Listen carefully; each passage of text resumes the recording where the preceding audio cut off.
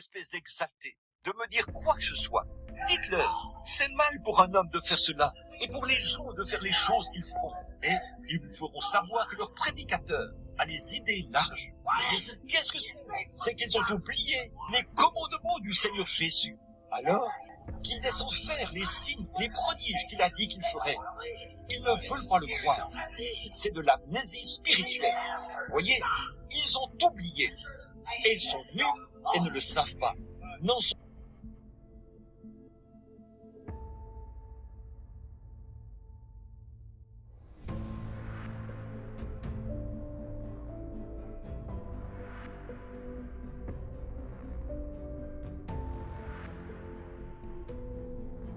pas conscients. Ils pensent, pourvu que j'appartienne à l'Église, c'est tout ce qu'il faut. Oh frère, cela ne veut pas dire plus pour Dieu que d'être franc-maçon ou autre chose. De n'importe quel autre club, d'être rattaché à l'Église, cela ne veut rien dire pour Dieu. Il faut que vous soyez des fils et des filles de Dieu. Il faut que vous soyez nés de Dieu.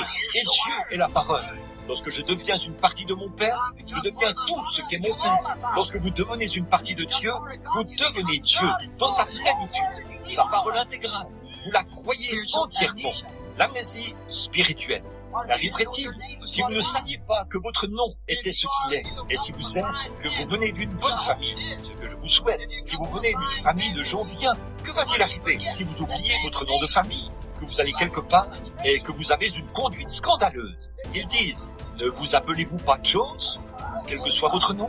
Eh bien, je ne sais pas qui j'étais, voyez. Alors vous voyez, c'est terrible d'être comme ça, de se retrouver dans ce terrible état. Eh bien, c'est justement là où l'Église est arrivée. Elle est censée être la représentation de Jésus-Christ. Mais elle a oublié cela, parce qu'on a injecté en elle des credos et des dénominations qu'ils ont acceptées à la place de la parole. Et ils sont nus, aveugles, misérables, et ne le savent pas. Il n'y a pas moyen de le leur dire. Il se peut que je ne revienne plus à Birmingham. Mais voici une fois où ils vont l'entendre. Voyez, c'est vrai, je ne suis responsable que de semer la semence. C'est Dieu qui la dirige vers le terrain où elle est censée aller. Oubliez, oui, ils ont oublié la parole de la promesse. Ils ont oublié. Israël était dans cette sorte de pétrin lorsque Jésus est arrivé. Il avait oublié. Ils avaient regardé. Oh, ils ont dit qu'ils croyaient qu'un Messie allait venir. Mais lorsque le Messie est venu, et qu'il s'est identifié par la parole, ils avaient tellement de traditions qu'ils ont annulé l'effet de la parole de Dieu. Et Jésus a promis que juste avant la fin des temps, ce qui est arrivé à Sodome arriverait pareillement, et que ce serait identifié. Et les gens sont si traditionnalistes qu'ils ont annulé l'effet de la promesse de Dieu par leur tradition. L'amnésie spirituelle. L'amnésie spirituelle, c'est exactement ça. Voyez, ils ont oublié ces choses. Oh, je fais partie de ceci. J'ai fait ceci. J'ai dansé par l'esprit. J'ai fait ceci. Oh là là. Cela n'a rien à voir, rien du tout. Comment pouvez-vous être un chrétien et nier la parole? Vous ne le pouvez pas. Dieu est la parole. Si la parole est en vous, vous êtes la parole. C'est la même chose. Tout ce qu'est la parole, vous l'êtes. Amen. Si je vis dans cette génération, la portion de la parole qui est promise pour cette génération, je dois être cela. Si je veux être un chrétien, je dois être identifié avec tout ce que la Bible prêche et défend. Alléluia. Vous allez m'appeler un exalté de toute manière. Et je me sens pas mal religieux en ce moment. Oui, monsieur. Je dois être identifié avec tout ce que cette Bible revendique. Elle a ses revendications et si je n'ai pas été frappé par cette amnésie spirituelle des tombes d'herbe, je serai et peux être identifié avec elle. Si je la renie, alors je suis atteint d'amnésie spirituelle. Quelque chose est arrivé. J'ai accepté un credo, une doctrine, une église ou un groupe d'hommes. Je ne peux pas le faire. Et pourtant, la parole vient et s'identifie. C'est pour cela que Jésus n'a pas été reconnu. Oh, ils ont dit, eh bien, cet homme est saint. Et il y a notre saint prêtre et notre saint ceci. Et Jésus a dit, vous avez pour père le diable et vous faites ses œuvres. Savez-vous que Caïn a aussi offert un bon sacrifice? Il était sincère. Il a construit un autel. Il s'est agenouillé et a adoré, et a offert un sacrifice et a prié Dieu. Et c'est Dieu, c'est tout ce que Dieu réclame de vous, d'être membre de l'Église, d'avoir un autel, de payer votre dîme, d'aller à l'Église et de vivre une bonne vie. Si c'est tout ce qu'il réclame, il a été injuste de condamner Caïn, parce qu'il a fait la même chose. Oui, monsieur, exactement. Mais la religion signifie une couverture. Et vous ne pouvez pas être couvert par vos propres bonnes œuvres. Il n'y a qu'une chose que Dieu acceptera. Et c'est le sang de Jésus-Christ. C'est la seule couverture. En dehors de cela, si vous dites, observez le credo, l'amnésie spirituelle, c'est ce qui est arrivé. Maintenant, remarquez, ils ont oublié leurs paroles. Ils ont oublié la Bible. Ils ont oublié la promesse. Ils essaient de vivre dans le reflet de ce qu'étaient les méthodistes, de ce qu'étaient les baptistes, de ce qu'était quelqu'un d'autre. Voici la promesse du jour, et Dieu qui la prononce par sa parole, et la confirme de nouveau, et prouve que c'est ainsi, et il ne la croit pourtant pas. L'amnésie spirituelle, c'est tout à fait exact, complètement amnésique. Il ne la croit absolument pas du tout. Un soldat français, on m'a raconté une petite histoire, juste avant que nous terminions. Je ne savais même pas que c'était si tard. Il me reste encore 10 pages de notes ici. Je les prendrai une autre fois. Remarquez, un soldat français. Ils avaient un groupe de soldats qui rentraient de l'armée. Et ils étaient atteints de cette amnésie. Celle-ci provient d'un choc sur le champ de bataille. Ils avaient mis sur pied un programme et ils ont annoncé que les gens qui avaient des bien-aimés manquants pouvaient téléphoner afin de venir voir s'ils pouvaient reconnaître ces garçons. Pas d'espoir pour eux. Peut-être qu'un ou deux parmi eux ont pu être reconnus. Ensuite, on a pris les autres et on voulait les mettre dans un sanatorium où ils allaient devoir rester jusqu'à la fin de leur vie. Ils gravissaient la colline. Le train avançait. Et ils se sont arrêtés à une gare. Ils ont permis aux garçons de descendre pour se dégourdir les jambes. Les gardes sont allés sur la colline pour les surveiller. Parce qu'avec l'amnésie, eh bien, on devait les surveiller. Ils ont alors observé un jeune homme qui était là. Il est sorti et a commencé à regarder le réservoir d'eau. Il a parcouru de regard toute la colline. Il s'est frotté le visage et il a observé. Puis il a regardé de nouveau et il a vu ce réservoir d'eau. Il a regardé autour de lui, là, à la gare, et il a commencé à marcher. Plutôt que de l'arrêter, le garde l'a suivi. Il a gravi la colline, a descendu un petit sentier, a tourné à droite, a gravi une autre petite colline, et il est arrivé à une petite cabane en rondin. Il a regardé. Un vieil homme est sorti sur la galerie, sa canne à la main. Il est sorti et il l'a pris dans ses bras. Il a dit, « Mon fils, je savais que tu reviendrais. On m'a dit que tu étais mort, mais je savais que tu reviendrais. » Et le garçon est revenu à lui. Son amnésie l'a quitté. Il a pu identifier qui il était. Il savait que c'était son père. Ô soldat de la croix, qui a été traumatisé par tellement d'instructions, tellement de chocs par les dénominations et les credos et les shows du monde. Pourquoi ne te mets-tu pas simplement à l'écart pendant quelques instants pour regarder dans la Bible? Peut-être que tu regarderas de côté et d'autre, puis tu pourrais te retrouver identifié comme croyant dans la parole un de ces jours. Il se peut que tu ne le connaisses pas. Tu peux revenir à toi, comme l'a fait le fils prodigue, et te retrouver. Il se peut que tu trouves ton identification dans les paroles de Dieu. Quelqu'un a dit l'autre jour, il n'y a pas longtemps, il a dit, « Frère Branham, regardez-nous, les pentecôtistes, quelles belles églises nous avons. Eh bien, nous avons des ministres qui ont été formés. Écoutez, lorsqu'un homme épouse sa femme, il ne fait pas confiance à sa beauté. Non, il fait confiance à la fidélité de son vœu, sa parole. Il ne fait pas confiance à sa beauté, il fait confiance à sa fidélité. Et c'est comme ça, lorsque vous vous mariez avec Dieu, vous ne placez pas votre confiance dans une belle église que vous pouvez construire, mais dans la promesse de Jésus-Christ qui a dit, « Je suis le même, hier, aujourd'hui et éternellement. » Le croyez-vous? Courbons la tête, juste un instant.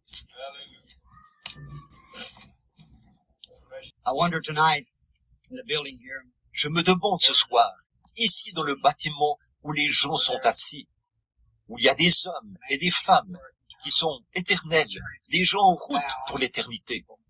Et vous savez qu'un jour ou l'autre, vous devrez rencontrer Dieu.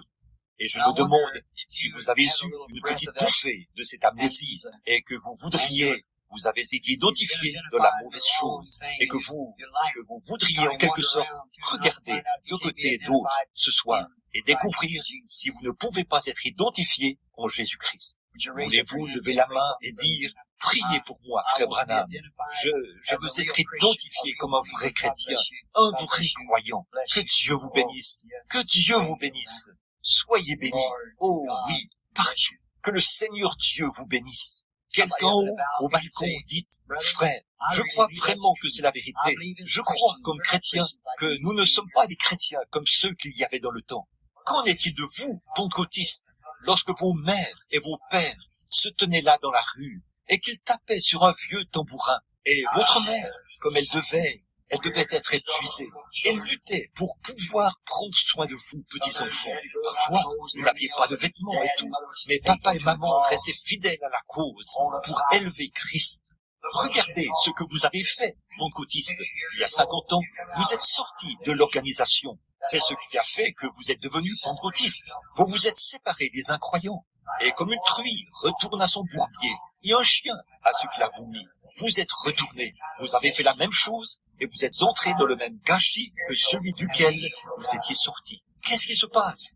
L'amnésie spirituelle s'est manifestée parmi les gens. Vous avez vos créneaux et vos papiers de la dénomination maintenant, et vous êtes au même niveau que les autres. Vous voulez être avec les autres. Vous avez permis à vos femmes de se couper les cheveux, de mettre du maquillage. Vous leur avez permis de faire toutes ces choses et d'amener toutes ces choses dans les églises. Qu'est-ce? L'amnésie spirituelle. Et puis, bien vite, lorsque Dieu commence à visiter son peuple, alors qu'est-ce qui arrive? Vous ne pouvez pas le recevoir. Voyez-vous, vous avez été tellement malade à cause de cette amnésie.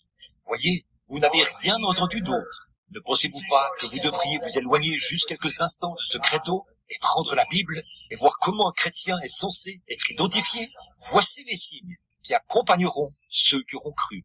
Dans Actes, Pierre a dit, « Repentez-vous, chacun de vous, et soyez baptisés au nom de Jésus-Christ pour le pardon de vos péchés, et vous recevrez le don du Saint-Esprit, car la promesse est pour vous et pour vos enfants et pour tous ceux qui sont au loin, en aussi grand nombre que le Seigneur notre Dieu les appellera. » S'ils vous disent que cela n'est pas ainsi, alors votre pasteur est atteint d'une grave amnésie spirituelle. Il ne peut pas se trouver identifié avec cette église-là, non pas une organisation, mais une église, un corps mystique de Christ. Maintenant, le Saint-Esprit est ici. Il est ici pour faire exactement ce qu'il a promis qu'il ferait. Maintenant, alors que vous êtes ici, la tête inclinée, continuez simplement à prier. Laissez le Saint-Esprit parler lui-même. Vous pouvez voir si n'importe qui sait que la promesse, ce qu'elle est pour ce jour. Maintenant, vous qui avez un besoin, ce soir, vous, beaucoup parmi vous ont levé la main. Avant que vous le fassiez, je me demande, alors que nous sommes ici et que nous prions sincèrement pour les malades, je me demande si vous pouvez vous éloigner de cette incrédulité, de cette dénomination, de ce credo qui vous dit que ces choses ne sont pas ainsi, de celui qui vous dit que cela vient du diable. Quand ils font cela, ils ne seront jamais pardonnés, ni dans ce monde, ni dans celui à venir. Et si ceci était la vérité, pensez-y. Et si ça l'était, alors vous vous retrouvez où? Voyez, vous n'avez pas besoin de l'exprimer à haute voix. Il vous suffit de le croire dans votre cœur. Et il y a des gens ici qui croient cela. Je me suis tenu là, ces 2 derniers soirs, accablé de soucis. Oh, en me retenant et en me mordant la langue, pour ne pas dénoncer cela ouvertement. Souviens-toi, mon ami, c'est entre toi et Dieu. Et si c'était faux, ce que tu es en train de penser, tu sais ce qui va arriver, tu ne seras jamais pardonné pour cela.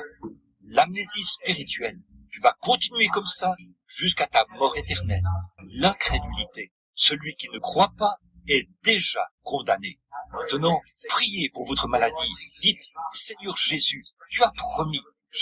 Peut-être y a-t-il des nouveaux venus ici qui n'ont jamais été là auparavant. Jésus a promis ce qui arriva. Je vais prendre un passage de l'Écriture. Du temps de Lot, lorsque Dieu a été manifesté dans un corps de chair. Et le peuple, Abraham, le groupe élu, le groupe qui avait été appelé à sortir. Et le nom d'Abraham a été changé en Abraham. Alors il a vu la parole faite chair. Et celle-ci a discerné les pensées qui étaient dans le cœur de Sarah. Et lorsque la semence royale d'Abraham est apparue, c'est ce qu'il a fait. Et ils l'ont appelé un démon.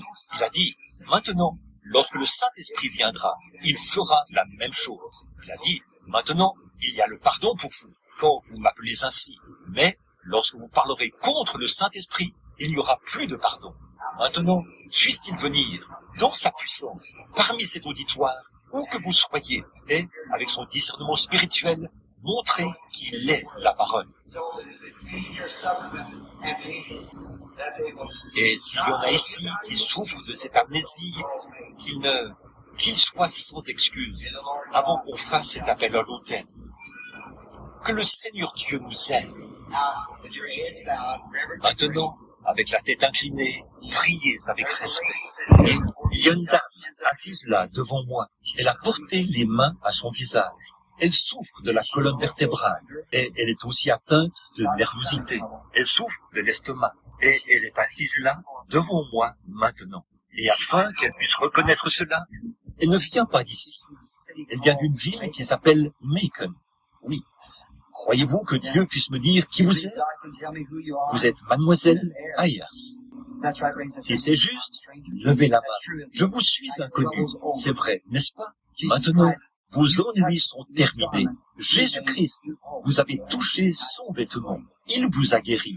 Maintenant, croyez-le simplement. Il y a un homme assis au fond du bâtiment. Il recherche le baptême du Saint-Esprit. Il veut le baptême de l'Esprit. Il se tient là, devant moi. Lui non plus n'est pas d'ici. Il vient de la Caroline, de Charlotte. Son nom est Lippo. Croyez de tout votre cœur, et Dieu vous remplira du Saint-Esprit, mon frère, si vous le croyez.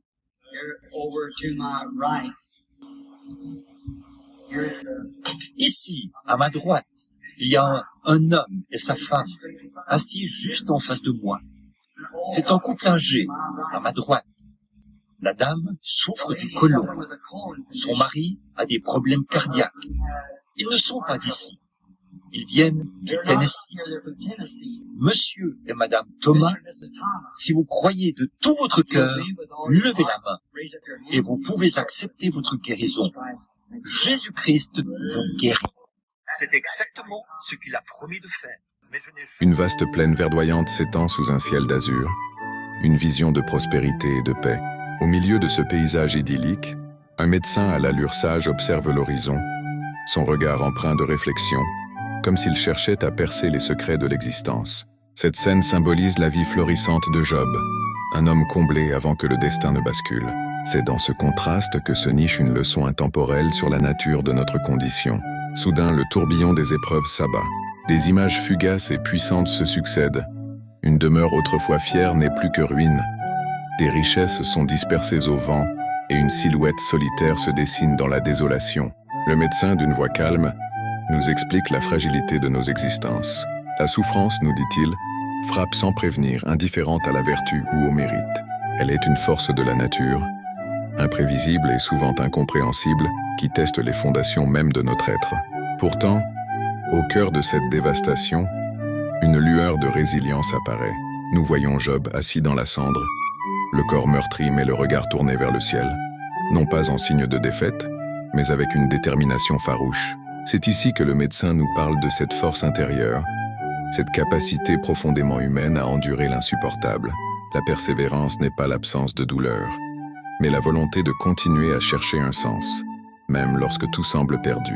Autour de Job, des scènes stylisées montrent ses amis lui offrant des conseils, des explications simplistes pour une douleur qui les dépasse. Le médecin s'approche alors de Job et lui demande avec compassion « Job, votre souffrance est immense. Comment trouvez-vous un sens à cette douleur, ou même une once de paix au milieu de tout cela ?» Job répond, sa voix empreinte d'une sérénité nouvelle. « La souffrance est un mystère profond, docteur. Elle peut détruire, mais elle peut aussi forger. Ma paix ne vient pas de l'absence de douleur, mais de la reconnaissance que même dans la tourmente, il y a une part de l'existence qui demeure inaltérée. » Le médecin pensif poursuit, « C'est une perspective puissante. Vous suggérez que la souffrance, bien qu'atroce, n'est pas la fin, mais peut-être un chemin vers une compréhension plus profonde de soi et du monde. » Job acquiesce. Exactement. Elle nous dépouille de nos certitudes et nous force à regarder au-delà de l'éphémère, vers ce qui est éternel. Le médecin souligne alors l'importance cruciale de la foi et de l'intégrité face aux réponses faciles. Finalement, l'image de Job restaurée dans sa prospérité apparaît, mais son regard est différent, marqué par la sagesse acquise dans l'épreuve. Le médecin conclut, « L'histoire de Job nous enseigne la profondeur de la foi, non pas comme un bouclier contre la douleur, mais comme une ancre dans la tempête. Elle nous révèle que la véritable sagesse émerge de l'acceptation des mystères de la vie, et que c'est en traversant